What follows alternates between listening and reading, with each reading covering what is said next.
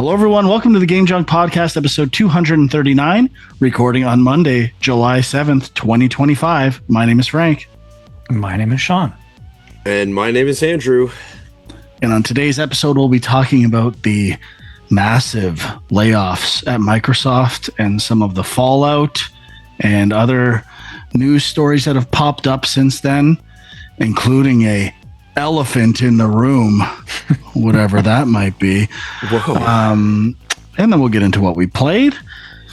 Not a whole lot going on. How are you guys doing? Pretty good. We missed a week for the Canada Day weekend. And literally nothing was going on in gaming. Let's be honest. Yeah. Also July 4th, so Americans were off as well. True. I was going to say Death Stranding 2 did come out. Oh, maybe that's the elephant in the room. Maybe. Well, I said very plainly, it's up to Sean. I will not be giving Death Stranding another chance ever. Actually, you know what? If it ever shows up in the library, I might give it a quick poke. Of course you will. But I'm not paying money for it, and I'm not planning on dedicating any time towards it unless Sean does and says, dude, you gotta, this game rules. It's so much better than the first one. They fixed all the major issues. And, in the comments on youtube.com/gamejunk, if you want to say, oh, Frank, it's so much better. They fixed all the things that are wrong with it. This is like playing a different game. But it still has all the cool vibe and cinematics. If you put that in the comments, it won't matter. The only person it will matter from is Sean. Okay? So if we're not playing it, blame Sean. That's it. Direct your vitriol to him in the comments. It's a lot of pressure for one man to handle. But I did not purchase Death Stranding 2. I played about 10 minutes of Death Stranding 1, thinking I would do the transfer to the director's cut, and I didn't even get that far. So, I'm still interested, but it's a ways off for me at this point. Yeah, I saw Alex from Pixelnuts on the weekend, and I usually align with him almost 100% on agreeing on which games are overrated, underrated, surprise games. We are like locked in. And he's talking about how much he loved the first one and he's loving the second one. I'm like, who are you? All we talk about is user experience and friction and how fun games are. Are you poisoned too? Did Kojima get to you? Are you another one? Thank God at Sean's little get together over the holiday. Chin, our buddy Chin, he came out hotter on hating Kojima than I do. He was losing it. He's sending me messages about Kojima putting himself in constellations in the game. This guy's a narcissist. He's fired up. So we bonded. We had a good time just hanging by the pool. I agree 100%, obviously. But just, Sean, it's up to you. So whenever you feel like trying it, let me know. Okay. Before we move on, you said something earlier on in this conversation, and I just want to bring light to it again and do a little public service announcement for everyone that Sean and Frank are fully on board with the library now. These guys are texting me all the time being like, oh, sorry, I can't play that game. It's coming in the library for me. Oh, the library is closed on Sunday. Let's wait till Monday to record so I can pick up my sweet library loot. These guys are all bought in. So public service announcement to everyone out there. Go look up at your local library for some games. Enjoy the things you pay for through your taxes and get a game out of the library. Support your local library service. This is a public service announcement for public services. Yes. A beautiful thing. So, it is beautiful. A double public service. I took out 4 games in the last, 3 games in the last. I know. These guys are hooked now. 2 Look days at them. and 4 in the last week. So Frank has discovered a whole new world with the library. I'm on a limited income these days. So it's not the glory days of buy. So, Obviously, it's still buy, but there are narrower margins of, I'm not dropping 50 on Mindseye to roast it for this podcast. I'll wait till I can get it from the library. But maybe it's an underrated gem. Maybe that's the public service announcement. Is it? Maybe that's the elephant in the room. Is it the new binary domain of this generation? I'm not gonna lie. There were things about it that reminded me of Binary Domain when I played the. When I was watching those trailers, I was like, "This is my kind of game right here." I was shooting robots. There we go. It didn't seem to have the dismemberment systems of Binary Domain. But anyway, let's get on to the big juicy news. Layoffs. The disgusting trend of the video game industry the past few years came back in a big way. Microsoft laying off 9,000 employees. And it's tough to say how many are gaming related. We were doing a little digging before the show, couldn't get a reliable number. Reddit, a not reliable source, probably, seemed to say between 1,500 and 2,000. I don't know if that's true or not, but sounds about right. And some big cancellations. Perfect Dark, which we saw at a recent Xbox showcase, canceled, along with the studio, The Initiative. That was their first project, right? To create that game? I think so, yeah. And also a rare game, which I had forgotten about, Everwild. And that project got canceled as well, which a few days down the road, the creative director at Rare, Greg Mails, also resigned and left. Some people are speculating it's related to that. I don't know. But is there any other major Fallout things or games that are done that I've forgotten?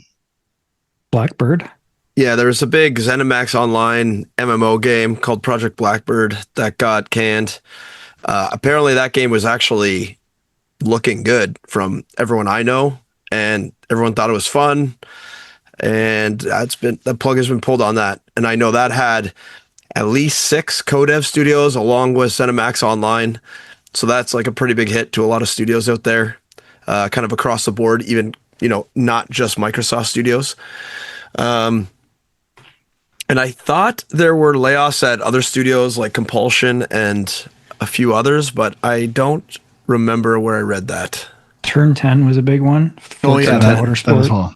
Developer. That was 50% of the staff in one article I saw, I think. Yep. And I think the rest of the staff was being diverted or moved to Horizon support, or I'm presumably making the next Horizon game, which, I mean, the only question I have with that is the actual just classic Forza series dead for the time being? Knowing the last one, I don't think performed that well, which is kind of sad because we've talked about this before. When they first announced Forza Motorsport in, I think it was like 2002 or 3, and I was like, no, they're not going to compete with Gran Turismo. There's no chance. Like, why even bother? And at some point, it was better than it. I can't believe it, and it's kind of sad that now it's gone. So, or it could potentially be gone. I doubt it'll be gone forever, but at least for the time being. Okay, anyone have any thoughts, or before we get into the elephant in the room, or do we want to address the elephant in the room right away? I like to let the elephant sit there for a bit. Just let it loom. That's the whole point of having an elephant in the room. It builds tension. I don't even know what the elephant is. Oh, even better. So, okay. Yeah. We'll get to the elephant. We'll let the elephant sit. I mean, I want to hear from Huck because he has a little bit of experience with, having interviewed for some projects that are involved here that are now canceled and stuff like that. Yeah. But I would say the one thing, and I think why people are kind of freaking out about this, I mean, there's been tons of layoffs the last few years. The common refrain is COVID, the gaming industry expanded, and then after COVID, less people were playing games, and now these companies have to shrink back down to their previous size. But I don't think that's what's going on here. It seems like maybe it's tied to the Activision acquisition and just the having to show, like, after you spent all this money and you've acquired these other studios, having to show results for that. And if you can't show direct results, okay, we got to make up that money somewhere else. It seems like that's what's happening. And it's unfortunate because they've had a pretty good year so far for Game Pass. And, it just feels like, especially from Phil's statement, it was kind of like, hey, Xbox is stronger than ever. We just got to make sure it stays strong. That's why we're doing this. And it's like, well, that doesn't make a lot of sense. And that's what's rubbing a lot of people the wrong way.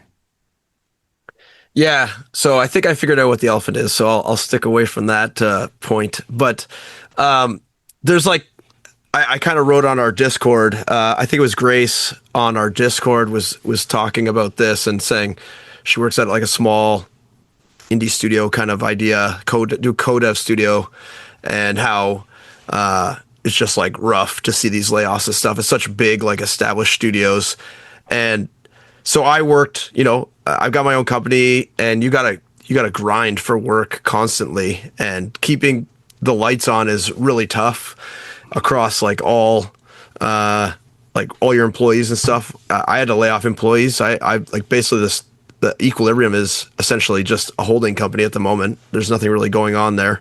I'll occasionally take on a project, but it was just too hard for me to like actively do business development and work on projects enough to keep everyone employed, essentially.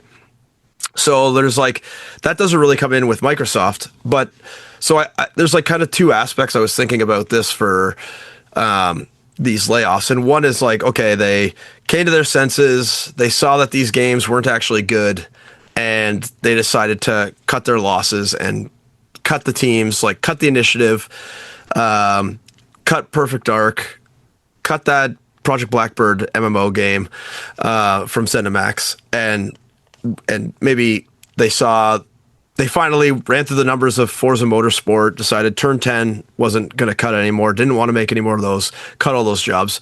That seems like not very likely, in my opinion, because they had just shown Perfect Dark. They had, like, from everything I'm hearing, Project Blackbird was looking good. And then, Forza Motorsport's pretty established IP. You'd think they would make another run at that, especially since... I think Phil even had plugged Everwild not that long ago. Yes, and kind of had and said, that also, hey, this is still happening. So yeah. Weird. So I mean, that the fact that they would just, like, the higher ups would be like, yeah, these games aren't good anymore, and cut them, seems very unlikely to me. Well, just to add one other thing to what Sean said about Everwild. I think in some article I saw, he was like a huge ambassador for the game, and I mean, at this point, we have to say, can Phil judge a good game? That might be the other elephant in the room. Like, maybe, but anyway, that was the one option. Huck, what was your other option? So the other option was like the level above Xbox gaming. Microsoft, parent company, has some sort of budget for Xbox gaming. Something's happened in the industry that they're seeing, not in the industry, sorry, in the economy that they're seeing. They're getting worried. They cut back budgets, possibly related to financials of the gaming departments, but possibly just as the economy as a whole. And, like, Microsoft's a publicly traded company. Maybe their financials were looking shaky because of all the money they're pumping into, like, AI chips and quantum computing and all the crazy stuff you see from Microsoft coming out now. That's so they're putting on thing I've seen. I don't know if they ever actually made that statement, but just that they're diverting resources and money to AI. AI is the future, so games are just kind of collateral damage to that. Yeah, and I think there's been kind of two takes on the AI. One is like they're putting money into AI research, and the other one is that like AI are taking the jobs. I don't think it's the latter. I think it's the former. I think they're like taking their resources and putting them into developing. I know they're working on like quantum computers and stuff like that, and I think they're in the race for that with Google. I think I remember reading that. And then also like AI LLMs and stuff like that. So they're putting a lot of money into that, and their revenue is down, profits are down. I guess it would be more profits. Profits are down. So they got to make it look like, quarters are coming up, quarterly financial statements are coming up. They got to cut costs to make sure that the profits go up again for the shareholders. So they probably came down with an axe across, well, they did come down with an axe, 9,000 jobs, right? So even if half were gaming, half were not gaming, half were in Microsoft proper with whatever divisions got hit there. And I don't think anyone's talked about the other Microsoft divisions that have been hit with layoffs. I'm sure it was not AI related. I'm sure it was, Microsoft Outlook or something. Or Skype or whatever. I guess Skype's gone already. Some other Microsoft product that has died. The Zune? That's my thing. We haven't got to the elephant in the room yet. Well, it'll just sit there. But the elephant in the room to me is, why is it always about gaming? Like, if anything, this proves to me that their gaming division is the only thing people care about. All their other stuff is probably just guaranteed contracts with schools, big companies that use their suites and licensing to do all that. Like, when is the last time Microsoft has innovated or made anything of note that anyone can remember? I certainly can't think of one. Who uses their hardware other than gaming? I'm sure there are they don't really have examples. any hardware. They're like a software company. Like, everyone uses Windows. Yeah, but they make tablets. They make other computers. They make Surface accessories. tablets. But not just that. They have tons. They've tried to innovate with Bing. Anything that they try to enter the arena for is a failure. And I don't know why gaming is the only thing people talk about. And if it is right that it's 1,500 to 2,000 of the 9,000 jobs, I mean, I don't know if it was just like, we're cutting a percentage across the board and each division is responsible for maintaining that percentage to some degree, which I would assume that's kind of what happened. Yeah, I think that's probably more what happened. And then they had to make cuts. Like, the Xbox gaming people had to make cuts. Phil Spencer, whoever's at the top, had to decide what goes. And like, when you're cutting 2,000 people, probably making an average of, $150,000 a year, whatever that math works out to be, that's a lot of money. So that's a lot of people that need to be cut, a lot of projects that are going to go bye-bye. And you need to be able to decide based on the projects that are in the go that have the most potential. And they probably had some sort of stack ranking of all the projects they thought could make the most money. They probably got the financial people in and were like, give us your projections, worst case, mid case, best case for all these projects. And, is Perfect Dark really like a killer app for the Xbox? I would say no. I would say that Indiana Jones probably is more of a killer app than Perfect Dark ever will be. I personally have never beaten either of how many Perfect Dark games are there? 2 or 3? 2, I believe. 2. I've never beaten them. Didn't really like them. I think the only reason the first Perfect Dark had any popularity was because it was kind of like GoldenEye 2. Yeah, I agree. Everyone wanted to play GoldenEye. And then when Perfect Dark came out and it looked exactly the same as GoldenEye, people played it. Some people liked it. Probably a bunch of people did not. And so they got a bunch of bump in sales from it originally. So it's probably not an IP that actually carries that much weight. And then now, I don't disagree about that. But I mean, it's, it still was a piece of upcoming, an upcoming game that's on their slate that could have been Game Pass, could have been something they're promoting. Like, obviously it would have been worth having if they could have, but I see why they would cut it. So it's something has to be said. Like, that was a rare game originally. Now it's the Initiative. The productivity and quality of Rare's output under the influence of Nintendo and without it at this point it's pretty clear. And, say what you want about Nintendo, but the official Nintendo seal of quality kind of meant something when they were doing first party games. It still does, in my opinion, even though they're not at the level they were consistently. But left to their own devices and Microsoft's leadership, they are just not great at making a game fun and molding it into something that's amazing. They might even give too much leeway to developers and not kind of guide them, like have an overseeing department that is addressing design and actual quality of games to the same degree as Nintendo has. We don't know. Nintendo's so secretive. I don't even know how Nintendo does that process. I would guarantee that the Rare of Nintendo era is no one's there at that company except for maybe a handful of people. Like they bought Rare and then put them on the shelf and made them make our Avatar shit. It's true. Yeah. Like you have super creative people working there. Who's going to want to go from making GoldenEye and Blast Corps and Perfect Dark to go to making Avatar shit? Like everyone's going to leave that company. No one's going to still be there. What about Grabbed by the Ghoulies? Well, sure. That's better than Cameo Avatar shit. elements of I kind of liked Cameo.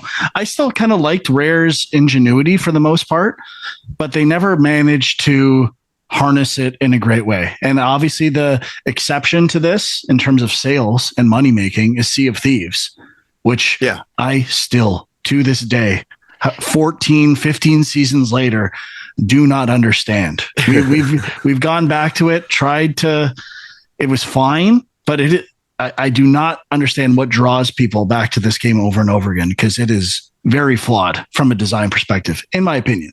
But I guess, are we ready to talk elephants in the room, or was there any other thoughts that either you wanted to get out about the layoffs in general?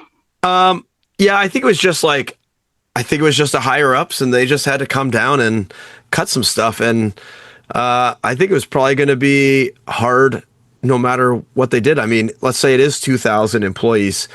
That's like a huge chunk of any studio. Like that's a huge amount of people. So especially in gaming studios where, a gaming studio is anywhere from, 200 would be a pretty big size gaming studio.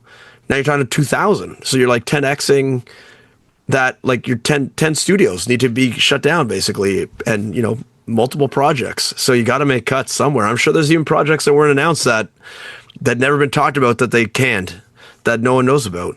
Because that's ZeniMax was big. Like probably, 400 people got cut from ZeniMax. And then the Initiative, I'm sure it was up to 400 or 500. Because that studio, I was just trying to look up how long that studio had been open. And I think it had been open for like 7 years. Yeah. We don't really have founded in 2018. Yeah. I don't think they put out any games. So it's been developing something that has never come out, or multiple things. They were helping out with other projects. Yeah, they could have. But I mean, that's 7 years of no income or very little income, or, not a hit. That's for sure. Yeah, I guess in transitioning to the elephant in the room, I would just say, like, yeah, it's possible that this is all just happening at a higher level. This was just a Microsoft decision, and every area had to shed some weight. So games are doing it. But the question that we maybe will explore with the elephant in the room is, like, is Microsoft or is Xbox gaming in trouble? Like, is there a problem there? Is that part of what's going on here? Just one note. I didn't know this.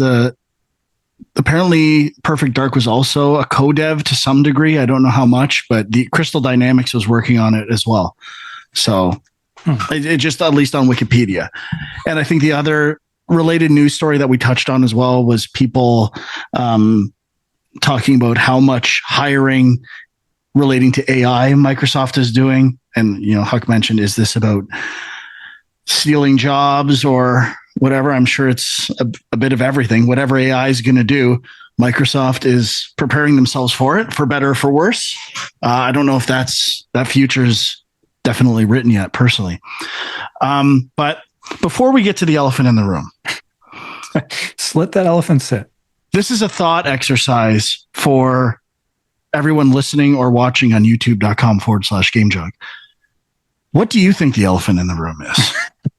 Because I don't think it's that clear. And when I saw this article, I saw the headline, "Elephant in the Room," in quotes, that no one's talking about relating to layoffs. And there was a lot of things that went in my mind. And we'll touch on some of them. but I did not expect it to be, when I clicked on the article, what it was. And I in retrospect, I should have thought of that. I think it is one of the many things, but to me, this is more like a lot of little elephants around here that we're ignoring, and they're shitting, and I mean, to be thinking about in here, and like they're all causing problems. It's not creating the best atmosphere here, but it's not helping. So just to get to the elephant we've been referring to, a developer who used to work or founded potentially Arcane, Rafael Colantonio, said, no, let's get the quote. Why is no one talking about the elephant in the room? Cough, cough, Game Pass.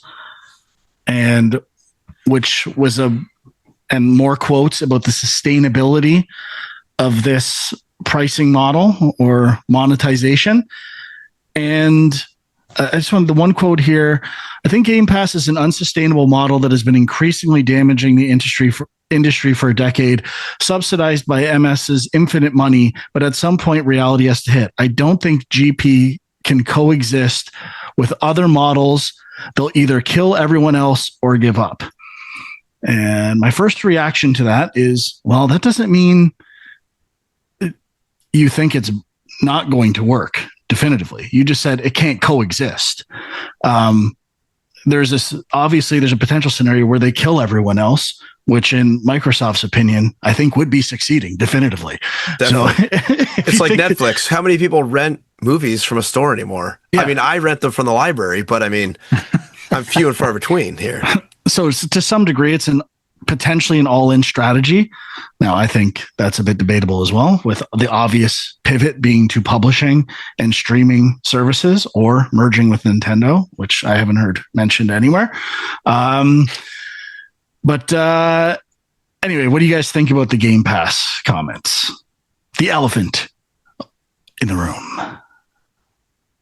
Yeah, it's an interesting one. I mean, I think it deserves to be called an elephant, because I am a little surprised not very many people have spoken out about this, have talked about it. Like certainly Microsoft has always, and Phil in particular has always said it's very sustainable. It doesn't hurt sales of our, big day one releases. And other developers and publishers have seemed to kind of go along with that. I mean, I don't know. I'm sure there have been some people who have said the opposite, but I don't know. Like I've always been curious, and we talk about it a lot. I mean, I still think it is very good value for, what you get. And it makes you wonder, how can they afford to do that? And, he's kind of saying, well, they're just going to keep offering this and losing money on it until everyone has signed up. And then once they've killed all the competitors, then they raise the price, I guess. I don't know. But it's possible. It's definitely something I've wondered about. I mean, one just thought experiment with that would be, they now have 4 months, no more, 6 months maybe, of having people pay for games that they've created on PlayStation that's not subscription, and seeing how much revenue that generates with a 30% cut to Sony, versus probably cost analysis of how much they've made streaming those games, like through Game Pass or having people download it. And they've been able to crunch numbers on a bunch of titles and see how much money they're making relatively. So they actually have data that might tell them which pricing model is better for them, like legit data for specific games. Yeah. And if everything is like pointing to, we're actually making more money on PlayStation, and these games are a year older or 5 years older in some case on this platform, that's pretty telling to me. But I don't know that they would know that. So I just did. Go ahead. So is there, I was just trying to do some quick math of like a very back of the napkin style Game Pass kind of like number crunching exercise. And do we know, I'm just trying to look up if we know the number of, 35 million subscribers to Game Pass. That's way higher than I would have thought. Does that include like the essential tier or whatever it's called now? Because It's possible. Game Pass Core. Core, yeah. That would be not including all the big day one releases. So I was doing some like back of the napkin math. I'm like, okay, so in 2024, there's 137 games released on Game Pass. So if everyone's paying $23 a month, let's say, I think I looked it up, it's like for the high end tier. And then you divide, let's assume that Microsoft has to give every game $100,000, which is peanuts for some of these games.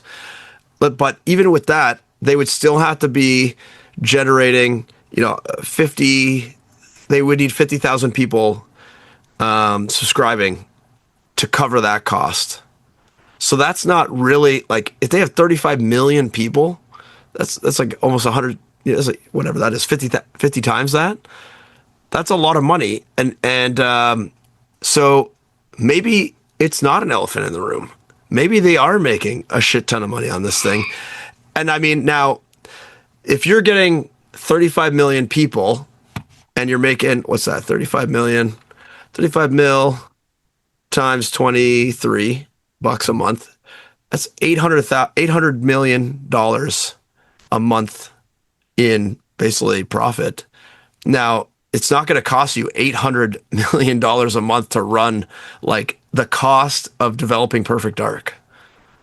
No, but if you start factoring in the cost to develop Call of Duty, Minecraft, like all their ongoing legacy projects, new stuff that they're working on, definitely could get up there. I don't think it's that clear cut. I think there's a lot of investing and other stuff that, it's. I mean, there will be something off the top to like support the servers that distribute the games and everything, but that would be pretty minuscule compared to like 800 million a month.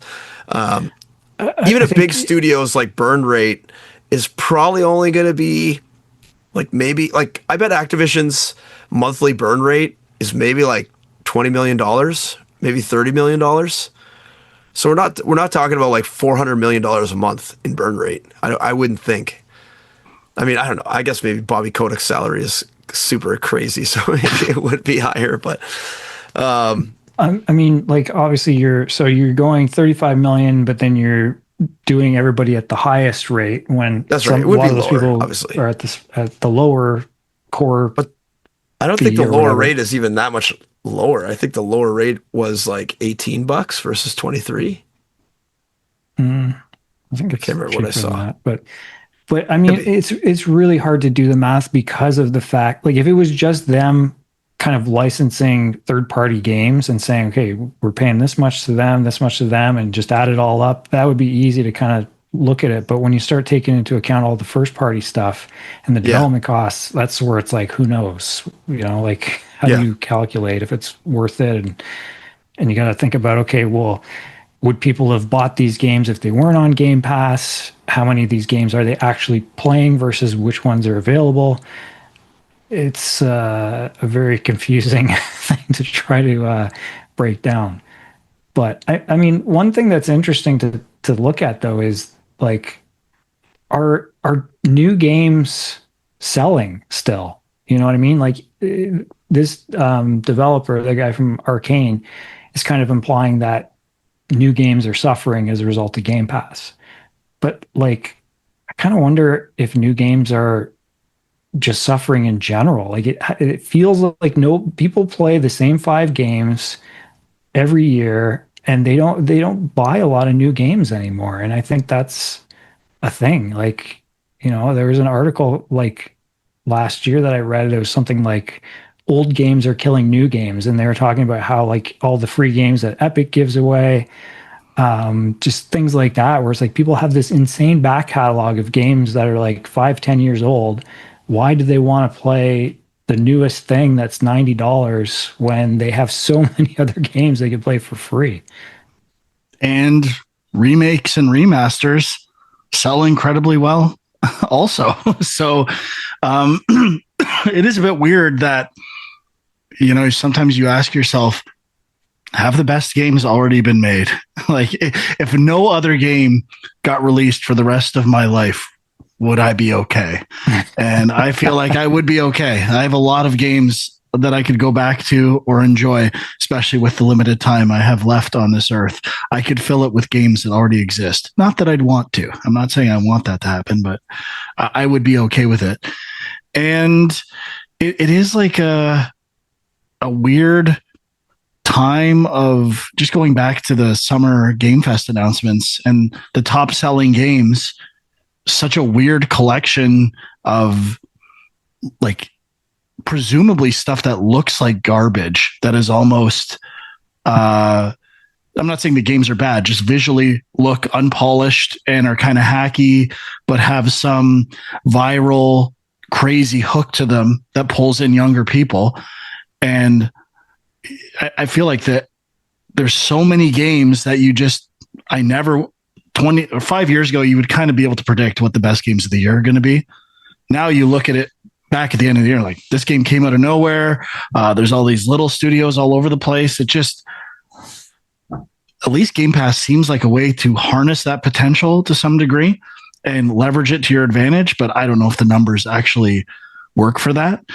And I mean, there's another story here, like rumors about Phil retiring, or which have not been substantiated by any means, but I'm reading the comments and most of it says, like, why isn't this guy being fired?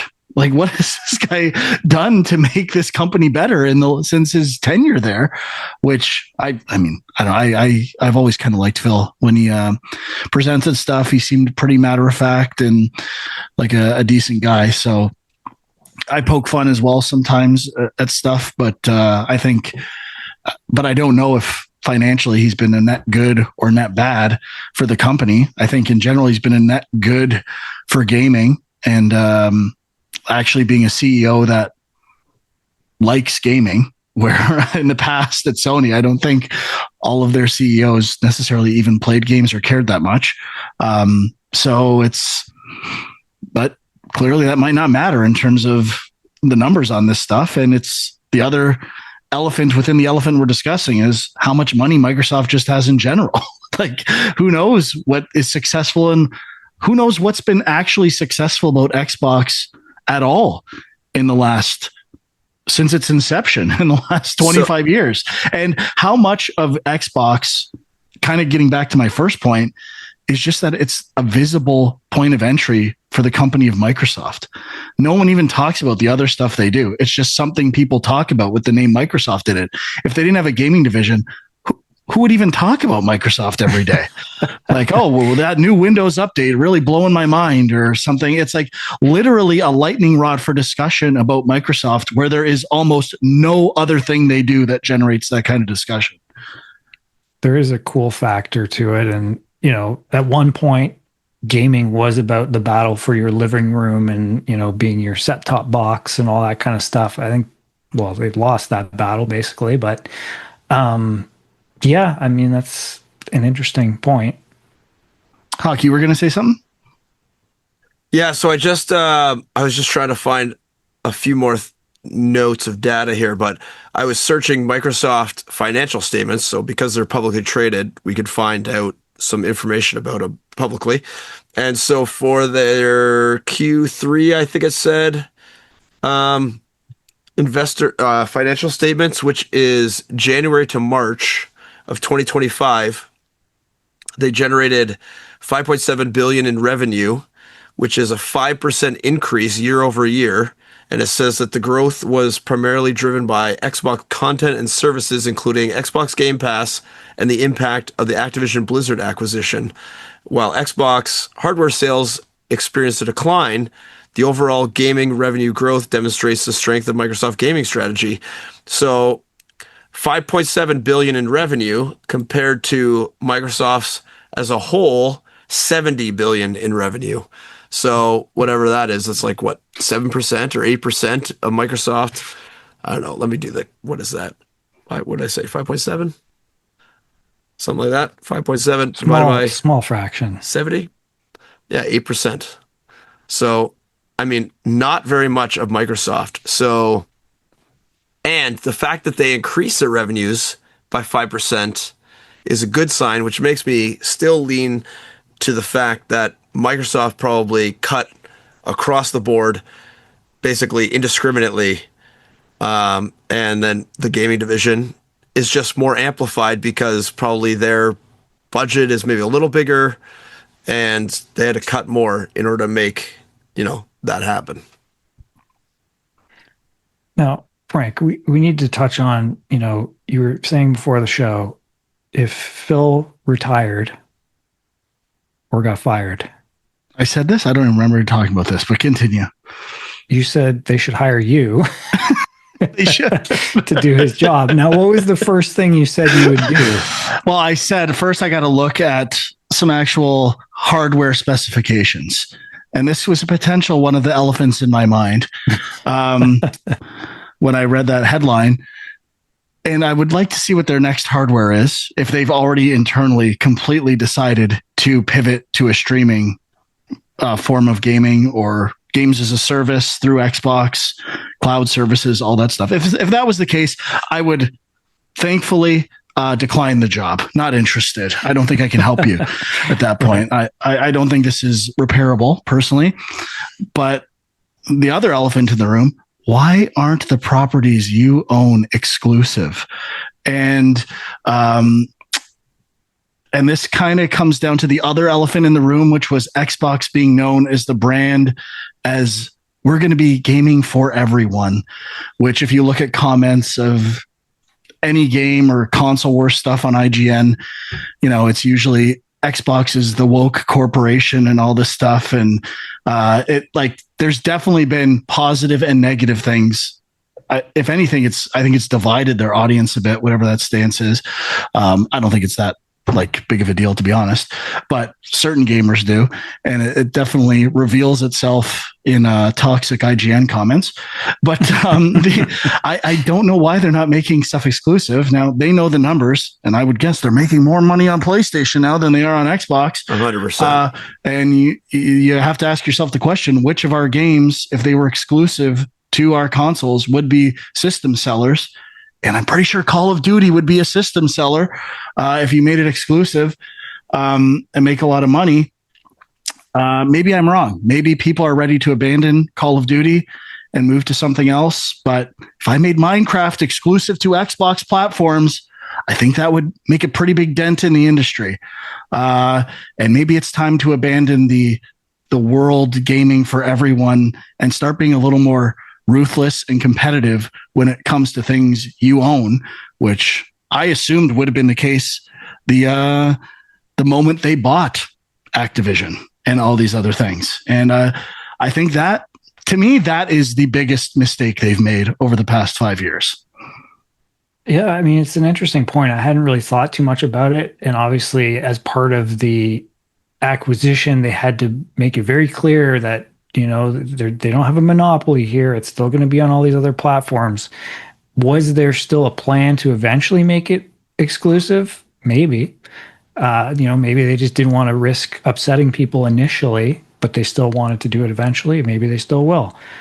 But I mean, if that was part of the thing where they were like, okay, you acquired all these companies and you haven't shown enough profit as a result, that would be the first thing you could do to show more profit, is to make all those things exclusive. But look, in the long run, that might lead to more layoffs. You don't know, but kind of what this other developer is alluding to, you understand how much money you're making off of games and where to focus your money, where with Game Pass, obviously there's metrics, but it becomes more of a just cash flow / install based thing.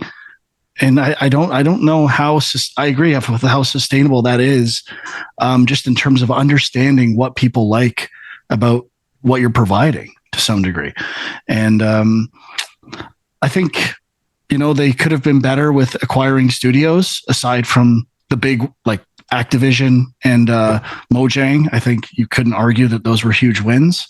But I feel like they've been bad at identifying talent personally over the past 15 years. And I think that is ultimately what's doing them in. The second party or first party studios that they've acquired are not even close to the caliber of Sony's first party, second party studios over the past 15 years. And I think it's been the writing on the wall. Every time there's a new company that's being purchased, it always felt to me like Microsoft's getting the sloppy seconds of studios that are out there that aren't really doing anything all that great. They're making okay games and they're buying them. And I still stand behind that poor direction. And I think they should have overpaid for some like great, truly great studios. And I don't think they've done that. Yeah, it's possible. Kojima Studios? Pardon? Kojima Studios? That would be one I'd be staying away from if I was Phil. And they've already partnered with that studio in a recent announcement. And that to me is another indicator. You're not playing his games lately. I would not be investing in these games. There's a reason why Death Stranding was given away on every platform ever, desperately pleading, please play this game that no one clearly likes. Sorry, not no one. I understand there are people that like the game, but it's been force fed to a level I've never seen for a game before. Okay, but any other? Those were some of the elephants. So. Gaming for everyone, Game Pass, lack of exclusivity. I feel like there was one other elephant that was on my mind. Oh, Phil. It comes down to Phil. At the did he curse Microsoft at the showcase this summer? He always wears a game shirt. That's like his big tease. Like, what logo is he going to wear on his t-shirt underneath his jacket? And he didn't do that this year. Now, that could be because he knows he's out the door. That could have been a sign saying he's done. I went corporate. Or it could have been karma. He wanted to show off that Ozempic bod, and he didn't want to flaunt a gaming shirt. And maybe he's to blame. I mean, ultimately, he's partially to blame for all this stuff. But that was the last very tiny, almost miniature elephant that I could think of that was in my room. Okay. Any other numbers being crunched over there? Any napkin math? Couple napkin maths. You're talking about how they put some games on PlayStation, and apparently Forza Horizon 5, which is 4 years old now at this point, I believe, sold 1.4 million copies on PlayStation in a week, which seems insane that a game so old, and I think they probably have other games similar to it sold so well. And then it also is talking about how Oblivion Remastered sold well, and Sea of Thieves has sold 2 million copies. And I think it said doesn't have numbers that I can see here, but like Indiana Jones sold well, but not as fast as Forza Horizon 4, which seems crazy. So I mean, they're giving a 30% cut to Sony for those sales, but really, like, that's just gravy for Microsoft. Like, they weren't gonna do, like, especially Forza Horizon 4 and Oblivion Remastered. Like, that game is, like, who cares if that's not gonna sell you a system, like you were saying. Like, no one's gonna buy Game Pass for Oblivion Remastered or Forza Horizon 4 at this point. You might, or 5, sorry. You might as well give it away on another platform. And if you're going to make, 1 million sales, like that's at pretty much full price, probably.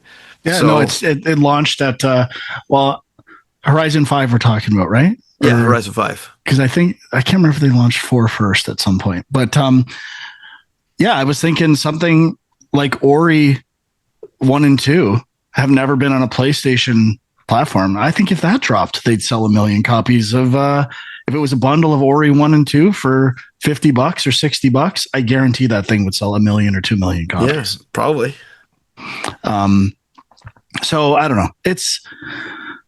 I feel somewhat vindicated. I've been saying the console war has been over for years. The day the launch lineups were revealed, I said it was over. I was laughed at, humiliated by, and scoffed at by these two and by listeners who said how amazing Game Pass is. And here we are. Hey, Game Pass is amazing. It I don't just wanna may not be financially viable or possibly industry viable. True. That's true. It is a great value for consumers. Xbox has never been stronger than it is now, Frank. I'm taking from Phil's mouth to your ears. You may be right, and I apologize for gloating about being right in the wake of people losing their jobs. So that was very unkind to do, and I think maybe it's time to move on from this story. I must say, to put an even sadder note on it is like there is a lot of people looking for jobs. There was a lot of people looking for jobs when I was laid off just a little while ago. So it is getting a little crazy out there in the game industry. I feel bad for any junior or even like mid to low level employee right now. Like Grace was saying, she's got 2 years experience, I think, in our Discord. Like that's a tough spot to be in right now in the game industry because you just know a little bit, you don't know a lot, and now you're trying to fight with people that know a lot. They've been in the industry for like 20 years that are now trying to take these jobs that are available. So and people are just tough. Graduating now, like they have with no experience. Like it's tough. Those people are done. I mean, even for Equilibrium, like I haven't posted anything probably for 2 years now on the Equilibrium LinkedIn page or anything like that. No blog posts or anything like that. I still get people just like cold emailing me asking if there's job openings at the business. Like, and I'm a nobody. Like this, like you got to really do some serious Google searching to have Equilibrium. You got to be on like page 25 of a video game company list on Google to find me. So I mean, people are fans, dude. There's maybe millions across the globe. It's very possible. Millions. Let's scale it back, maybe order of 100. But I just did a little napkin math. I just extrapolated some numbers. They're out there to be had. Okay. Anything else regarding the layoffs or Game Pass or Phil or his t-shirts? No. Okay. No. All right. Let's get into what we played then. Who would like to go first? I don't have a ton of things.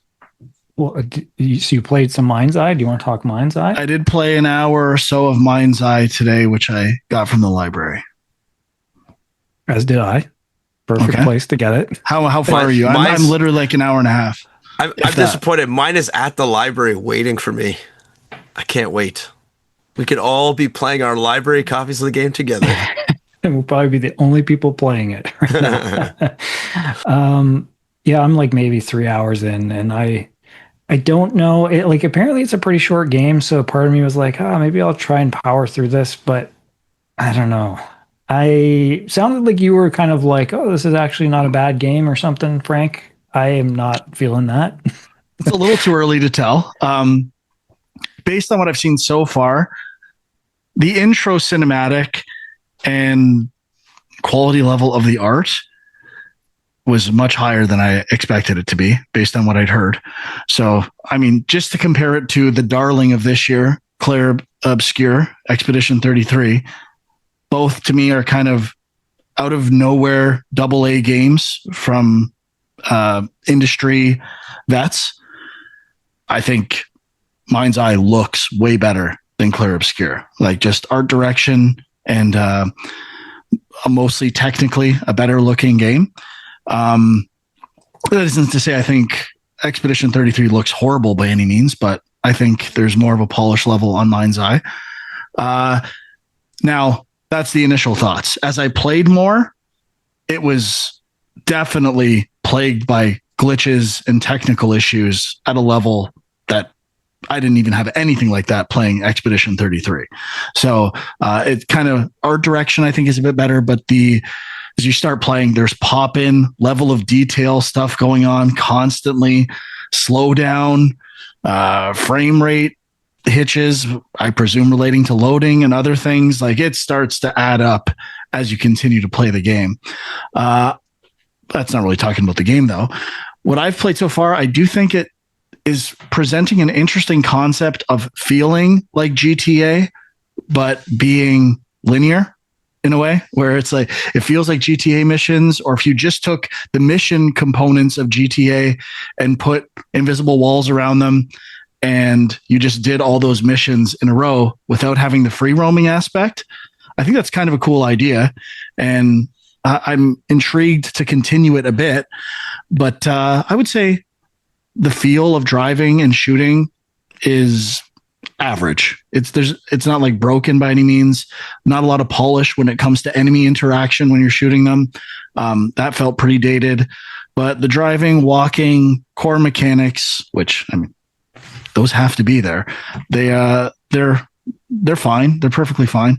The story, I think, has some potential, but I don't really care that much about it. I might actually finish it. I'm not sure if you found getting into second hour and third hour, it's starting to grate on you. I'm curious to know what you would say, but I was like, yeah, it's okay. I'm glad I didn't buy it. That's for sure. Yeah. So, I mean, I see what you're saying. That it kind of reminded me a little bit of Cyberpunk as well. Just kind of driving to missions, and then you kind of get out, and there's usually a third-person cover-based shooting section. Get back in your car, drive some more.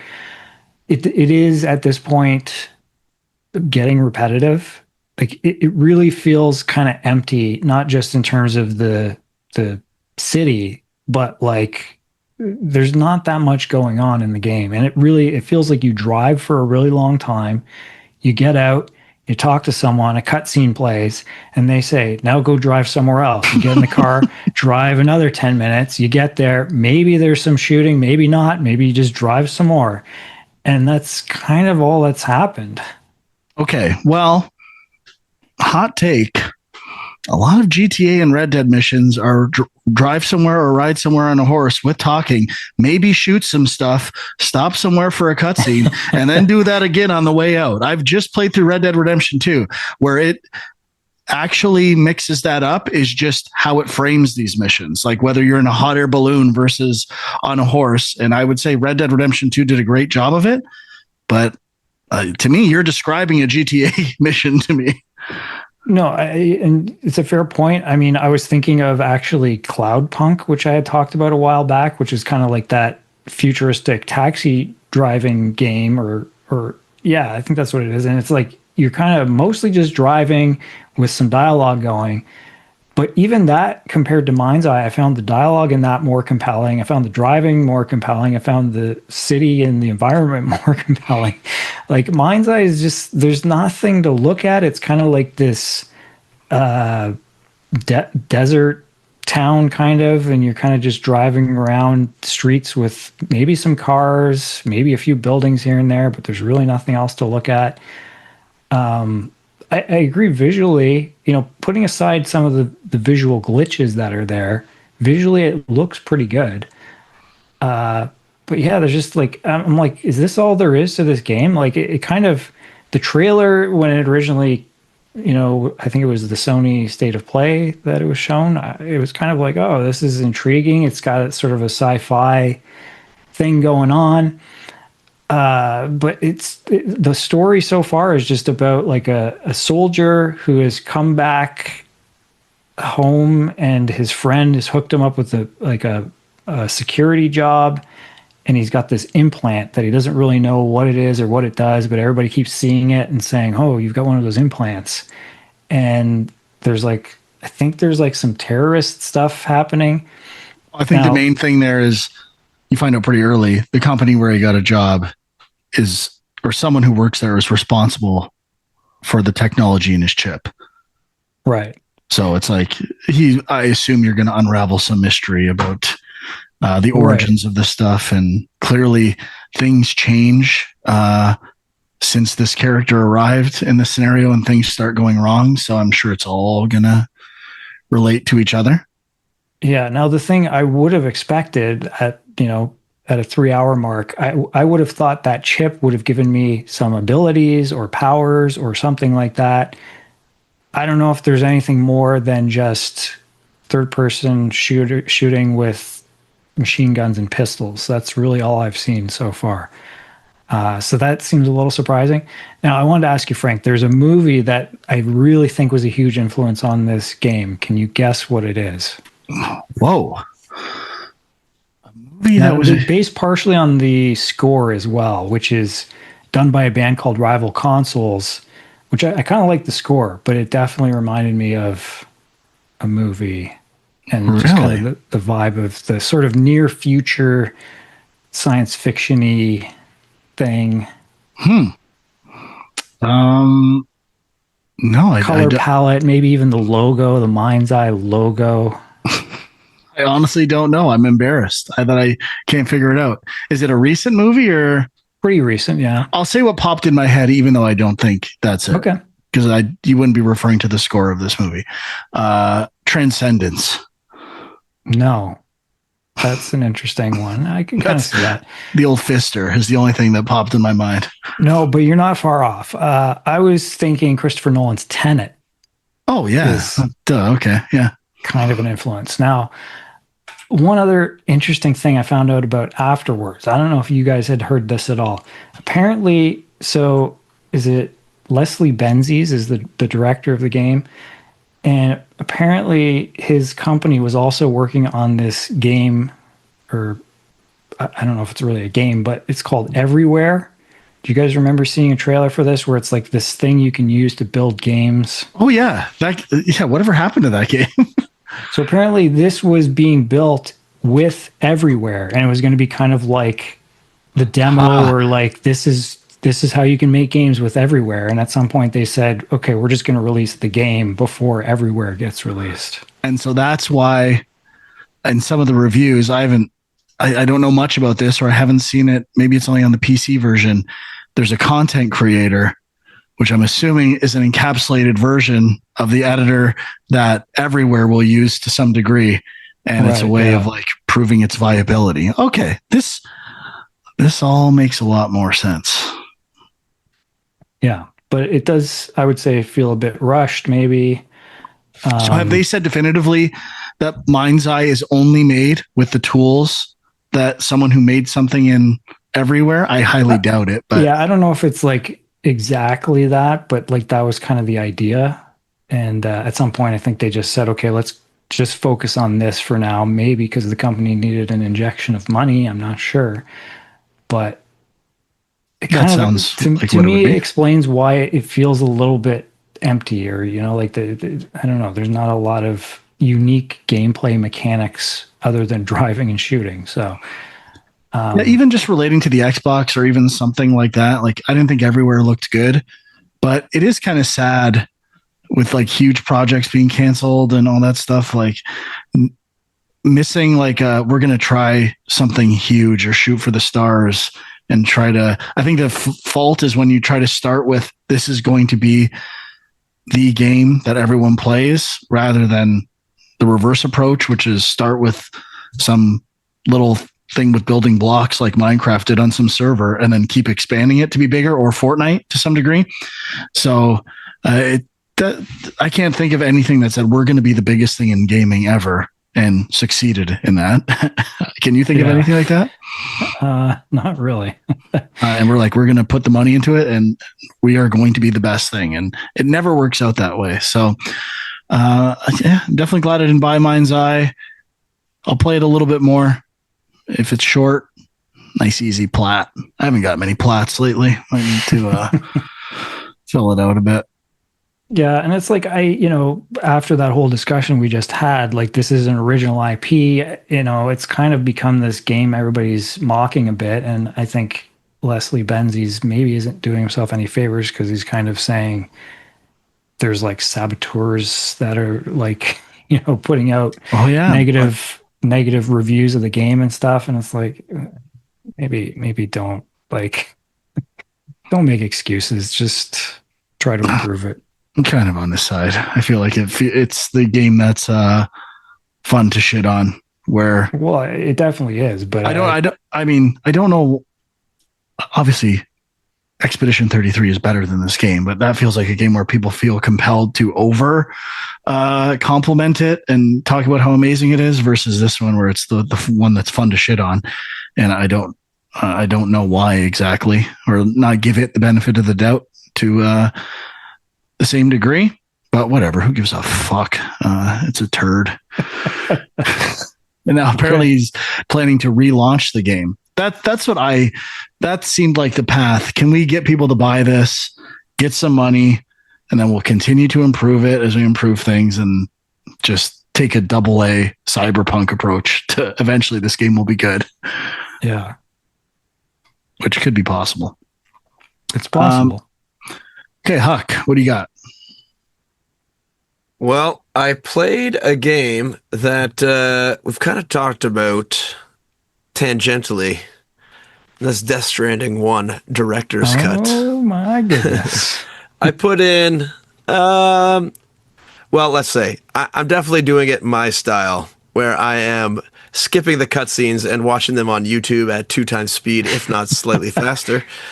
And the game's going pretty quickly, actually. And I'm kind of enjoying just the calm nature of walking through an environment and holding on to my backpack straps and walking through rivers.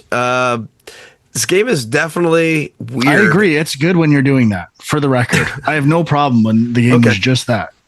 Okay, so I haven't really got to anything but that yet. I've kind of gotten to the parts where you're trying to avoid the BTs in a couple areas, which is was fine. I mean, it was definitely not the best, and I never got to the point of failure. So I don't know. But did you get caught by? Did you manage to successfully avoid the BTs? Correct. Every time. I've only had one encounter. And you didn't, but like they didn't grab you. The black stuff didn't come and pull you in. No, okay. It's too good. That is.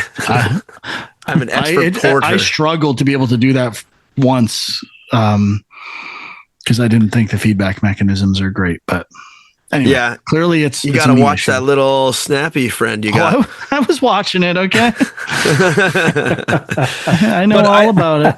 I don't know. There's something about the Kojima games where he just like unabashedly comes up with crazy shit and just shows you it. And there's something kind of appealing about it where he names all his characters stupid names like Die Hard Man and Fragile.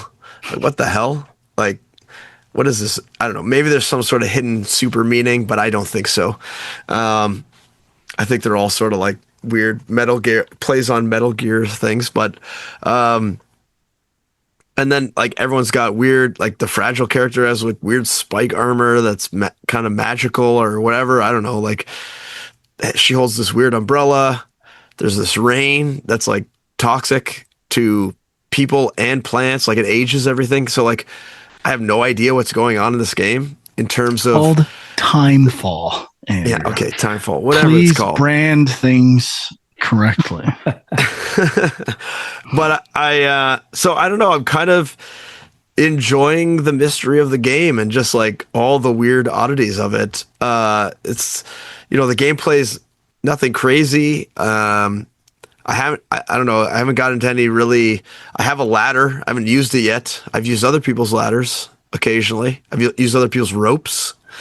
I don't know if these are. I don't know how much this is like Journey and people have placed these ropes, or how much this is Kojima placing them and pretending there's someone in the environment. Not like how much it is like a design choice. So. I don't know, probably when I get further along. I think I just entered chapter 2. So I'm just starting to go a little further now across America or wherever I'm going. So I'm still pretty early and kind of liking the weirdness.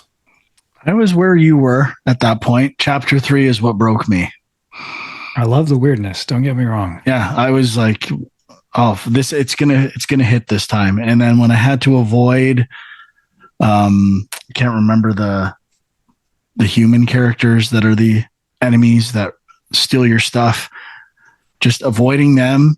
And I haven't got to those guys yet. Yeah, preparing for those situations. And the 20th time your trailing rope cart gets caught on something and spills everywhere and you have to pick up everything individually. I think I'm like, you know what?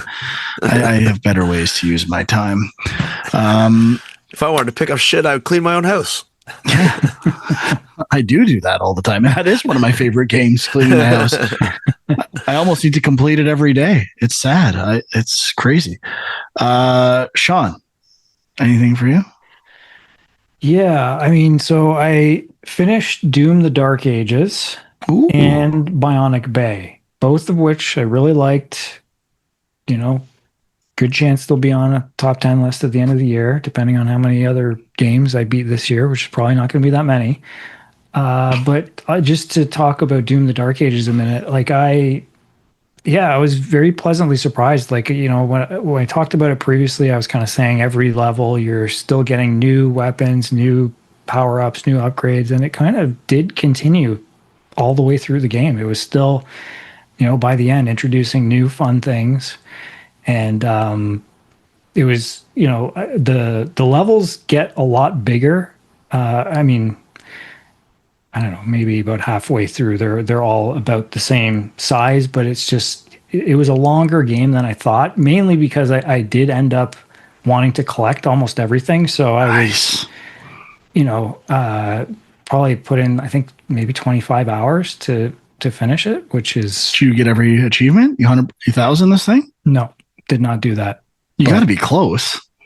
Maybe.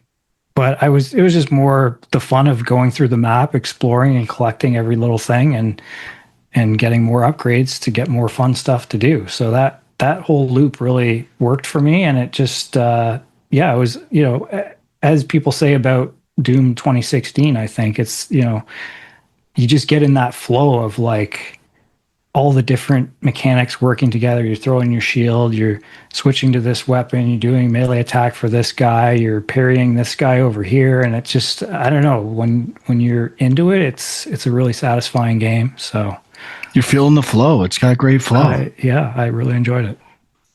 Beautiful. I played Pipistrello and the Cursed Yo-Yo. I'm still playing it. I'm on the fourth boss or whatever, which it has a structure very similar to, it's almost like bridging a gap between Breath of the Wild and classic Zelda to me, where there's like 4 directions you can go into to start, really only 2, but like 4 different powers you need to get, and then come back to the middle and I assume beat some boss, which is very similar to Breath of the Wild. And you can explore the city, which has a lot of stuff to find and to do across the world. And I'm kind of surprised by how big this game is. I've been playing for 17 hours and I still think I've got quite a bit left. And in general, I'd say I'm really enjoying it. My criticism, and I'm looking at some videos of it right now, and I haven't even seen half of the stuff, so I might have even more left than I thought. But there's a lot of platforming puzzles of like using powers in succession to get to new areas, find hidden things, which remind me a lot of Guacamelee 1 and 2, and the platforming puzzles in that game. And I think these are really well done. And when you do them, it's extremely satisfying and always kind of maybe not obvious, that perfect kind of discovery element each time. There hasn't been one where I'm like, I have no idea what to do for this thing, except for one that I abandoned. But other than that, it's like, let me figure this out. And I always figure it out without checking a guide or looking online. So I think it's hit a very nice level of difficulty with some of the stuff.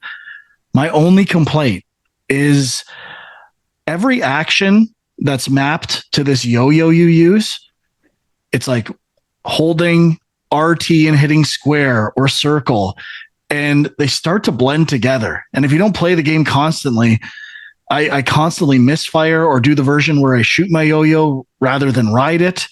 And I just think there would have been a more unifying control scheme possible for this game. I feel like everything is so separate that sometimes it feels like I'm, you know, kind of doing claw stuff on my hands, like physically challenging.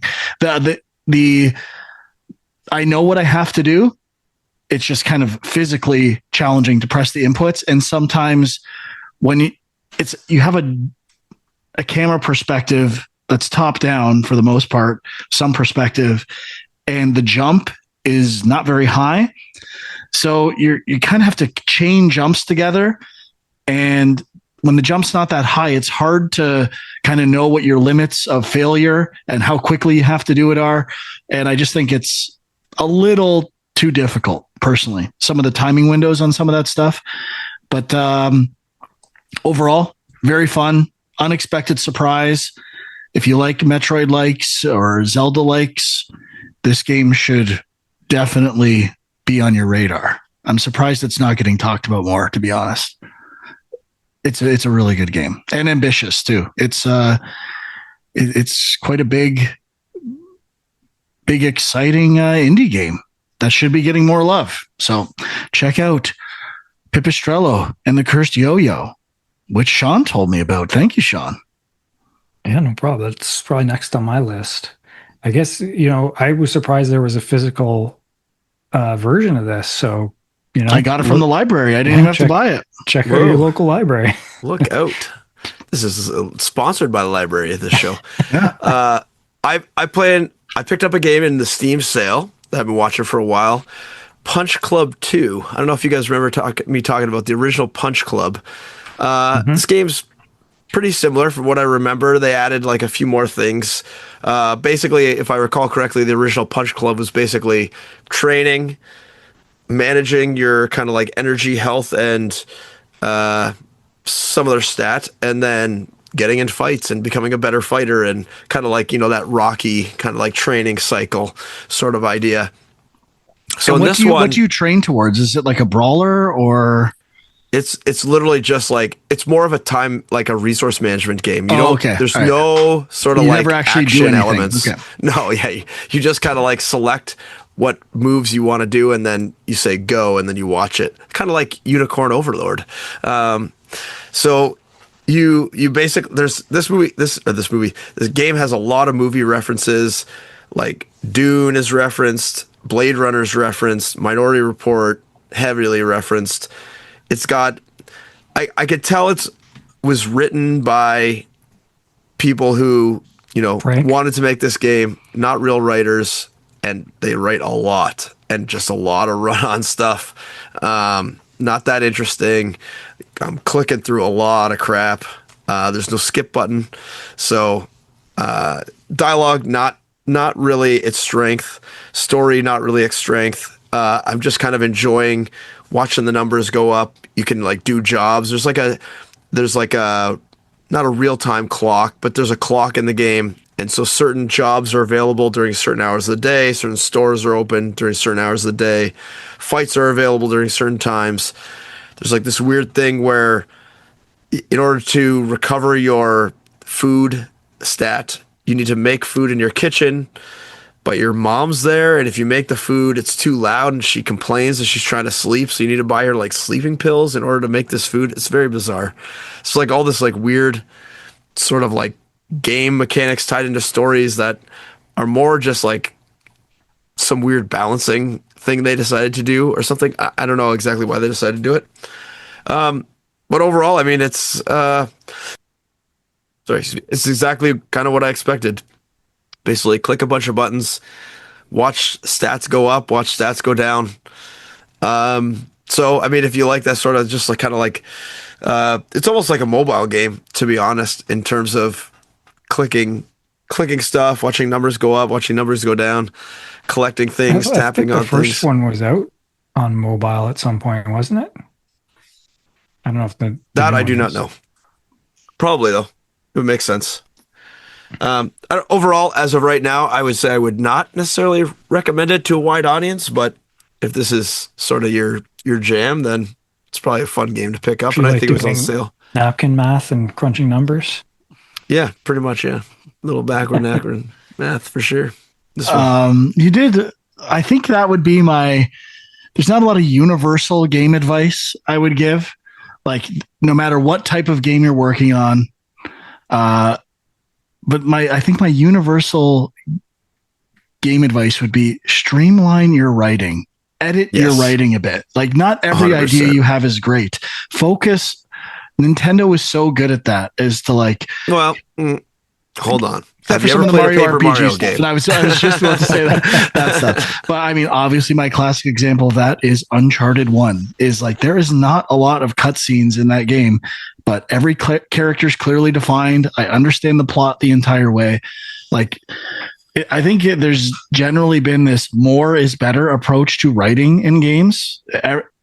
Even when I was in the industry, well, just put it in there. Someone will like it. Like, just churn out content. And I think that's actually a way to stand out from AI. I think that's what AI is going to be used to generate garbage content in games. And if you take the opposite approach and do less writing that's more impactful, I think your game will stand out compared to other ones. And great games, potentially game of the year games, have been knocked down because of their like dedication to their average or below average writing, like Neon White. It could have been game of the year and it just wouldn't stop with its writing. Okay.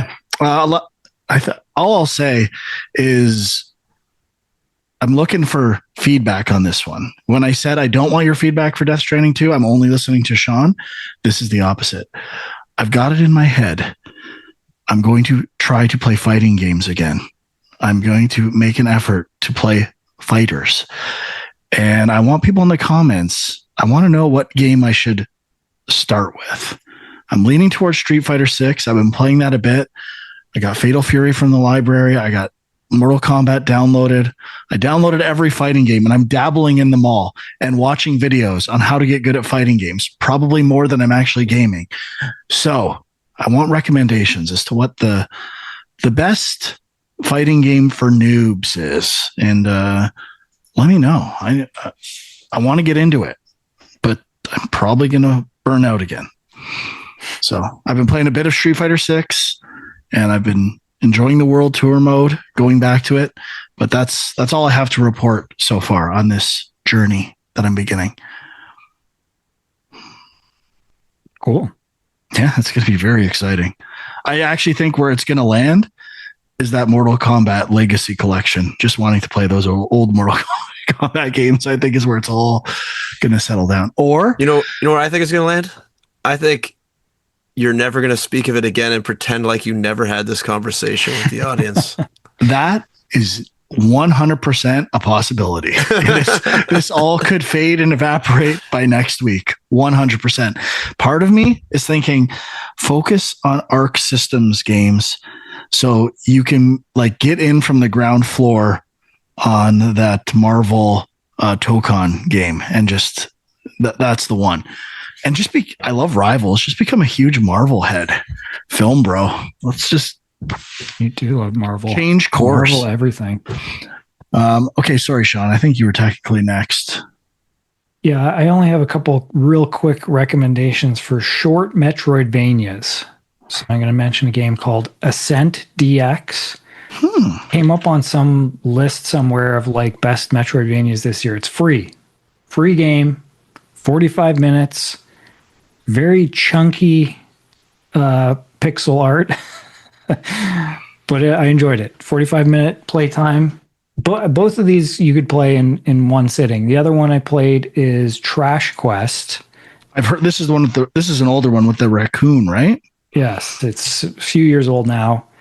It's about 2 hours long. And yeah, it's just, you could sit down and play through the whole game. I got very close to the end. There was some platforming at the end that was frustrating me. So I shut it down, came back the next day, finished it. But nice. It's, yeah, just, I don't know. I wish there was more games that you could play in one sitting. There's something about that, you know, like that movie experience of, I want something to do tonight. I'm going to play this game and finish it. It all falls under the umbrella of streamlining and editing your content, getting it down to nice, digestible chunks. Oh, I'm going to buy it right now. It's on sale. Well, it's $1. I already have it on Steam, but $2.69 on the Nintendo Store sale right now. Perfect. And so I think there's a sequel coming out this year called Trash Heart. So, okay. I don't know. This was on my radar, so I will definitely give it a poke. Thanks, Sean. Oh, bro. Huck, anything else? Nope, I'm done. Okay. That'll do it. I mean, I have been playing all my dailies. COD Rivals Rematch. Still love Rematch. I actually wanted to say that people should be trying and playing Rematch. It's very good. So next week, any major? I looked at the big releases this week. I didn't notice anything personally. Is that Tony Hawk 3 and 4? Yeah, that comes out tonight. Yeah, I'll probably check that out, but can't think of anything else. Yeah, it's end of August is stacked. We're almost there with the big stuff starting to come out. Let's not forget Donkey Kong comes out. Oh yeah, that's in 10 days. 2 weeks. Yeah. So oh my God. Forward to that. I was so down. I'm like, life sucks. Everything is shit. And I just forgot that we're going to have the game of the year in 10 days and it's going to change my life forever. Oh my God. Thank you, Bonanza. I'm putting a lot of weight on the shoulders of Donkey Kong Bonanza. So I better satisfy. All right. Thank you for listening or watching. We'll see you next time. Bye-bye.